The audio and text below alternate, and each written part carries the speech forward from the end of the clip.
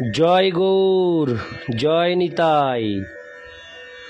আজ 5ই আষাঢ় 1432 ও 20 জুন 2025 শুক্রবার। আজ আমি চৈতন্য চরিতামৃত পাঠ করছি। পাঠ করছি চৈতন্য চরিতামৃতের মধ্য লীলা প্রথম খণ্ড, চতুর্থ পরিচ্ছেদ, শ্রীল মানবেন্দ্র পুরীর ভগবদ ভক্তির শ্লোক 119 থেকে 131। শ্লোক 119। হেনকালে সেই ভোগ ঠাকুরে লাগিল, শুনি পুরী গোসাঙ্গী কিছু মনে বিচারিল। শ্লোকার্থ: মাধবেন্দ্র পুরী যখন সেই ব্রাহ্মণ পূজারীর সঙ্গে কথা বলছিলেন, তখন এই ক্ষীর ভোগ নিবেদন করা হলো। তা শুনে মাধবেন্দ্র পুরী মনে মনে ভাবলেন। ইতি শ্লোক 119। শ্লোক 120। অযাচিত ক্ষীর প্রসাদ অল্প যদি পাই, স্বাদ জানি তৈছে ক্ষীর গোপালে লাগাই। শ্লোকার্থ: অযাচিতভাবে আমি যদি অল্প ক্ষীর প্রসাদ পাই, তাহলে তার স্বাদ জেনে আমি সেই রকম ক্ষীর প্রস্তুত করে গোপালকে নিবেদন করতে পারি। ইতি শ্লোক 120। শ্লোক 121। এই ইচ্ছায় লজ্জা পাঙ্গা বিষ্ণু শরণ কইল, হেনকালে ভোগ সরি আরতি বাজিল। শ্লোকার্থ: তার মনে এই ইচ্ছা উদয় হওয়ায় মানবেন্দ্র পুরী অন্তরে অন্তরে লজ্জিত হলেন এবং তৎক্ষণাৎ তিনি বিষ্ণু স্মরণ করতে লাগলেন। সেই সময় ভোগ নিবেদন সম্পন্ন হলো এবং আরতি শুরু হলো। ইতি শ্লোক 121। শ্লোক 122। আরতি দেখিয়া পুরী কইল নমস্কার, বাহিরে আইলা কারে কিছু না কহিল আর। শ্লোকার্থ: আরতি দেখে মাধবেন্দ্র পুরী শ্রী বিগ্রহকে দণ্ডবৎ প্রণাম করলেন। তারপর তিনি মন্দির থেকে বেরিয়ে গেলেন। তিনি আর কাউকে কিছু বললেন না। ইতি শ্লোক 122। শ্লোক 123। অযাচিত বৃত্তি পুরী বিরক্ত উদাস, অযাচিত পাইলে খান নহে উপবাস। শ্লোকার্থ: মাধবেন্দ্র পুরী ভিক্ষাও করতেন না। তিনি ছিলেন সম্পূর্ণ অনাসক্ত এবং জড় বিষয়ে সম্পূর্ণ উদাসীন।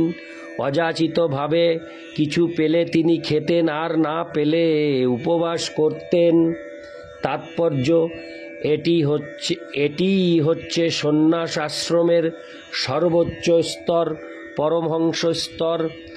আহার্য সংগ্রহের জন্য সন্ন্যাসী দ্বারে দ্বারে ভিক্ষা করতে পারেন, কিন্তু অযাচিত বৃত্তি বা আজগর বৃত্তি গ্রহণ করেছেন যে পরমহংস, তিনি কারোর কাছে আহার্য দ্রব্য পর্যন্ত ভিক্ষা করতেন না। যদি কেউ স্বেচ্ছায় তাকে কিছু খাবার দেন, তাহলে তিনি তা খান, তা না হলে তিনি উপবাস থাকেন। অযাচিত বৃত্তি মানে ভিক্ষা বৃত্তি থেকেও বিরত থাকা, আর আজগর বৃত্তি মানে অজগর সাপের বৃত্তি। বিশালাকায় সর্প আহার সংগ্রহের কোনো চেষ্টা করে না। আপনা থেকেই তার মুখের মধ্যে যা আসে তাই তিনি গ্রহণ করেন। পক্ষান্তরে আহার ও নিদ্রায় কালক্ষয় না করে পরমহংস কেবল সর্বতোভাবে ভগবানের সেবাতেই যুক্ত থাকেন। সেই কথা ষড় গোস্বামীদের সম্বন্ধেও উল্লেখ করা হয়েছে। নিদ্রাহার বিহার কাদি বিজিতৌ। পরমহংস স্তরে নিদ্রা, আহার ও ইন্দ্রিয় তর্পণের বাসনা জয় করতে হয়। দীন ও হীন ভিক্ষুক রূপে তিনি দিবারাত্র ভগবানের সেবায় যুক্ত থাকেন।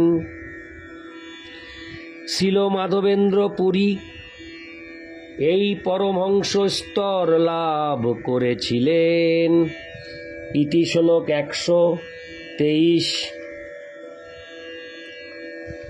শ্লোক 124। প্রেমামৃতে তৃপ্ত ক্ষুধা তৃষ্ণা নাহি বাধে, ক্ষীর ইচ্ছা হইল তাহে মানে অপরাধে। শ্লোকার্থ: মাধবেন্দ্র পুরীর মতো পরমহংস সর্বদাই ভগবানের প্রেমরূপ অমৃত পানে তৃপ্ত। জড় ক্ষুধা তৃষ্ণা তার সেবা কার্যে বিঘ্ন সৃষ্টি করতে পারে না। যখন তার একটু ক্ষীর প্রসাদ খাওয়ার ইচ্ছা হয়েছিল, তখন সেটিকে তিনি অপরাধ বলে বিবেচনা করেছিলেন। তাৎপর্য: ভগবানের ভোগ যখন রন্ধনশালা থেকে ভোগ মন্দিরে নিয়ে যাওয়া হয়, তখন তা ঢেকে নিয়ে যাওয়ার নির্দেশ দেওয়া হয়েছে। এভাবে নিয়ে যাবার কারণ হচ্ছে তা যেন কেউ দেখতে না পায়। যারা ভগবদ ভক্তির পন্থা সম্পর্কে অবগত নয়, তারা ওই ভোগ খাওয়ার বাসনা করতে পারে এবং তার ফলে অপরাধ হয়। তাই কাউকে তা দেখতে পর্যন্ত দেওয়া হয় না। কিন্তু যখন তা শ্রী বিগ্রহের সামনে আনা হয়, তখন সেই ঢাকনা অবশ্যই খুলে ফেলতে হয়।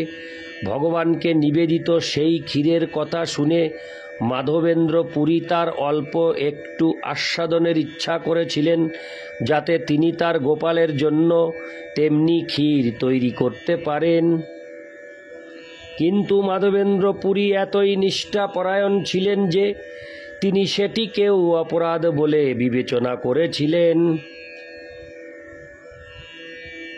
তাই কাউকে কিছু না বলে তিনি সেই মন্দির থেকে চলে গিয়েছিলেন। এই কারণে পরমহংসগণকে বলা হয় বিজিত ষড়গুণ। তিনি অবশ্যই কাম, ক্রোধ, লোভ, মোহ, মদ, মাৎসর্য ও ক্ষুধা তৃষ্ণা জয় করেছেন। ইতি শ্লোক 124। শ্লোক 125। গ্রামের শূন্য হাটে বসি করেন কীর্তন, এথা পূজারি করাইল ঠাকুরে শয়ন। শ্লোকার্থ: মন্দির থেকে বেরিয়ে গিয়ে মাধবেন্দ্র পুরী গ্রামের এক শূন্য হাটে কীর্তন করতে লাগলেন। ইতিমধ্যে পূজারী গোপীনাথ জিকে শয়ন দিলেন। তাৎপর্য: মাধবেন্দ্র পুরীর যদিও আহার ও নিদ্রায় স্পৃহা ছিল না, কিন্তু মহামন্ত্র কীর্তনে তার উৎসাহ ছিল সাধক ভক্তের মতো। মহামন্ত্র কীর্তনে তার পরমহংসোচিত উদাসীনতা ছিল না। এর থেকে বোঝা যায় যে পরমহংস স্তরের ভগবদ ভক্ত কীর্তন ত্যাগ করেন না। শ্রীল হরিদাস ঠাকুর এবং গোস্বামীরাও সংখ্যাপূর্বক হরিনাম কীর্তন করতেন। তাই জপমালায় নাম জপ করা অত্যন্ত গুরুত্বপূর্ণ। এমনকি পরমহংস স্তরেও মন্দির অভ্যন্তরে অথবা বাইরে যে কোনো জায়গায় হরিনাম করা যায়। শ্রী মাধবেন্দ্র পুরী শূন্য হাটে বসে কীর্তন করছিলেন। শ্রীল শ্রীনিবাস আচার্য তার ষড়গোস্বামীর অষ্টকে লিখেছেন নাম গান নতিভি। পরমহংস ভক্ত সর্বদাই হরিনাম কীর্তন এবং ভগবানের সেবায় যুক্ত থাকেন। ভগবানের দিব্য নাম কীর্তন এবং তার প্রেমময়ী সেবা অভিন্ন। শ্রীমদ্ ভাগবতে 7.5.23 বর্ণনা করা হয়েছে যে ভগবদ ভক্তি অনুশীলন করার 9টি পন্থা রয়েছে: শ্রবণ, কীর্তন, বিষ্ণুস্মরণ, পাদসেবন, অর্চন, বন্ধন, দাস্য, সখ্য ও আত্মনিবেদন।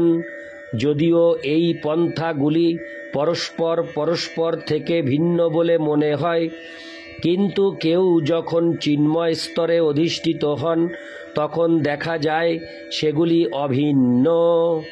যেমন শ্রবণ ও কীর্তন অভিন্ন এবং কীর্তন অথবা শ্রবণ থেকে স্মরণ অভিন্ন।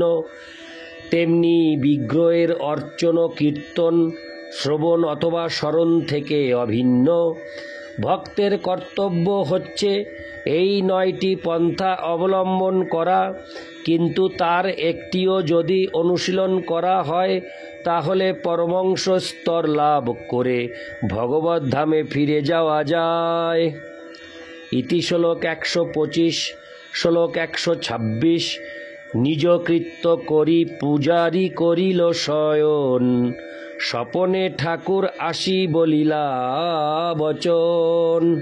শ্লোকার্থ: তার কৃত্য সমাপন করে পূজারী শয়ন করলেন।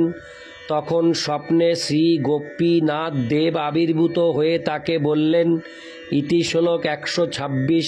শ্লোক 127। উঠহ পূজারী করদার বিমোচন, ক্ষীর এক রাখিয়াছি সন্ন্যাসী কারণ। শ্লোকার্থ: পূজারী, ওঠো, মন্দিরের দ্বার খোলো, আমি মাধবেন্দ্র পুরী নামক এক সন্ন্যাসীর জন্য এক পাত্র ক্ষীর রেখে দিয়েছি। ইতি শ্লোক 127। শ্লোক 128। ধরার অঞ্চলে ঢাকা এক ক্ষীর হয়, তোমরা না জানিলা তাহা আমার মায়ায়। শ্লোকার্থ: আমার বসনাঞ্চলের আড়ালে আমি এক পাত্র ক্ষীর রেখে দিয়েছি, আমার মায়ার প্রভাবে তোমরা তা দেখতে পাওনি। ইতি শ্লোক 128। শ্লোক 129। মাধবপুরী সন্ন্যাসী আছে হাটেতে বসিঙ্গা, তাহাকে তো এই ক্ষীর শীঘ্র দেহ লঙ্গা। শ্লোকার্থ: মাধবেন্দ্র পুরী নামক এক সন্ন্যাসী শূন্য হাটে বসে আছেন, তুমি তাড়াতাড়ি এই ক্ষীর তাকে দিয়ে এসো। ইতি শ্লোক 129। শ্লোক 130। স্বপ্ন দেখি পূজারী উঠি করিলা বিচার, স্নান করি কপাট খুলি মুক্ত কইল দ্বার। শ্লোকার্থ: স্বপ্ন দেখে জেগে উঠে পূজারী তৎক্ষণাৎ সেই সম্বন্ধে বিচার করলেন এবং স্নান করে কপাট খুলে মন্দিরে প্রবেশ করলেন। ইতি শ্লোক 130। শ্লোক 131। ধরার আঁচল তলে পাইল সেই ক্ষীর, স্থানলেপি ক্ষীর লঙ্গা হইল বাহির। শ্লোকার্থ: গোপীনাথজির কথা মতো পূজারী মন্দিরে গিয়ে দেখলেন যে গোপীনাথের বসনাঞ্চলের আড়ালে এক পাত্র ক্ষীর রয়েছে।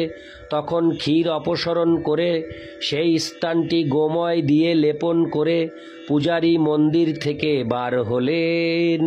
ইতি শ্লোক 131। নারায়ণ হে নারায়ণ, ভবভয় হরণম নারায়ণ।